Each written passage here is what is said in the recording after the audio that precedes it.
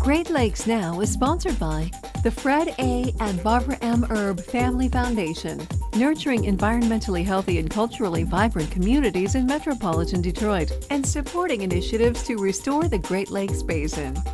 The U.S. Environmental Protection Agency. The EPA leads a task force of 15 federal agencies and departments to implement the President's Great Lakes Restoration Initiative. And by the International Joint Commission, assessing progress, providing advice, and engaging the public under the U.S.-Canada Great Lakes Water Quality Agreement. Good morning. We are so happy that you are with us. Welcome to Great Lakes Now. I'm Christy McDonald. We are coming to you live this morning from Detroit, the campus of Wayne State University, the site of Great Lakes Week. It is day 2 of meetings between government and local agencies and environmental groups, all focused on the restoration of the Great Lakes. Now, the groups that we're talking about who are all meeting here this week in Detroit, the International Joint Commission, the EPA, the Great Lakes Commission, and Healing Our Waters. You know, millions of people in 8 states and 2 provinces of Canada live in the Great Lakes Basin. The lakes are 20% of the world's fresh water supply, but there are a lot of issues and problems really facing the Great Lakes, everything from algae blooms to invasive species to polluted beaches. Let's go ahead and take a look at some of the concerns.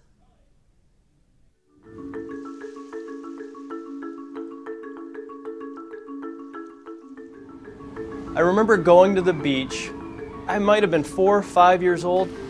I remember my dad, as we were walking, bending over to pick up trash, and nobody else would do it. They would just kind of walk by this stuff, this litter. And even at that age, wondering, why does he do this and why don't other people? Because it seems like we want to keep these beaches clean. Over the years, it's gotten me thinking about this is where this notion of individual responsibility and community care really starts.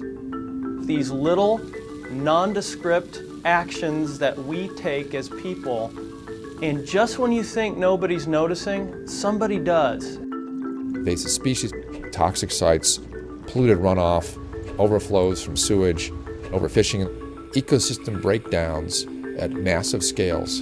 All these things have combined over time to damage the lake's ability to heal themselves. More industries, more sewage plants, more highways.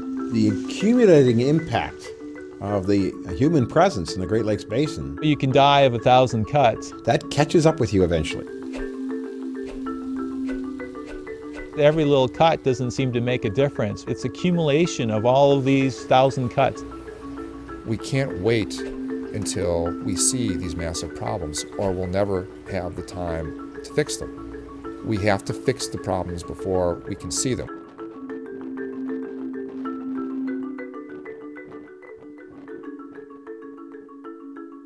There are several concerns facing the Great Lakes.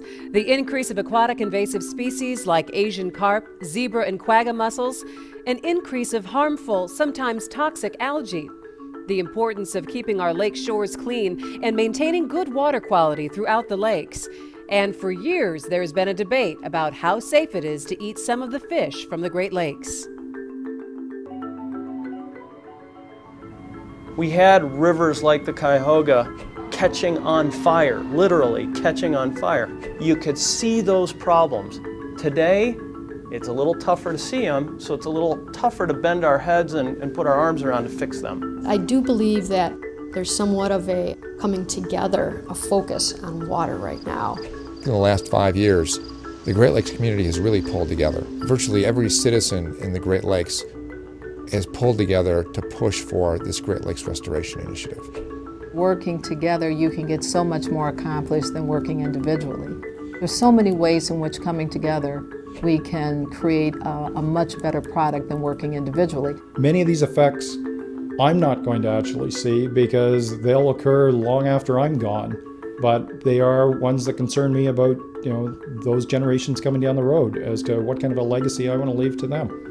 When I take my kids to the beach and when I show up at work, one thing I try to do is I try to put myself in my kids' shoes and their kids' shoes as well to answer the question, have we done everything today? Are we doing everything today to set them up to inherit the Great Lakes the way they should be? And there's going to be a lot of discussion about concerns today. We do have a full conference here today. In just a couple of minutes, we're going to go to our first session with the IJC and the EPA, along with Environmental Canada Regional Director, and they're going to be talking about the status of the Great Lakes Water Quality Agreement, which is going to be updated. The last time it was updated was back in 1987. Also coming up today for you, former Vice President Al Gore. He's going to be taking the stage at 1 o'clock this afternoon as the keynote speaker, expected to address climate change and the Great Lakes. So we're going to be broadcasting for you live all day long. We want to welcome people from our public television stations around the country who are watching our broadcast of Great Lakes Week. Thanks for watching. And also, if you're watching us online right now at greatlakesnow.org, we appreciate it. We're going to be broadcasting live until 5 o'clock this afternoon. And we want to make sure that we address some of your concerns. If you have any questions at all or issues that you'd like to discuss from your area of the Great Lakes Basin or anywhere around the country, make sure you get on our Facebook page at Great Lakes Now. You can also follow us on Twitter at Great Lakes Now as well. You know, one of the things when we talk about water quality and the health of our Great Lakes, you can determine it in a bunch of different ways, some very scientific ways, but sometimes, frankly, the easiest way you can look at the health of the water is to look at the fish that live there. We're going to take you to a conversation right now talking about trout.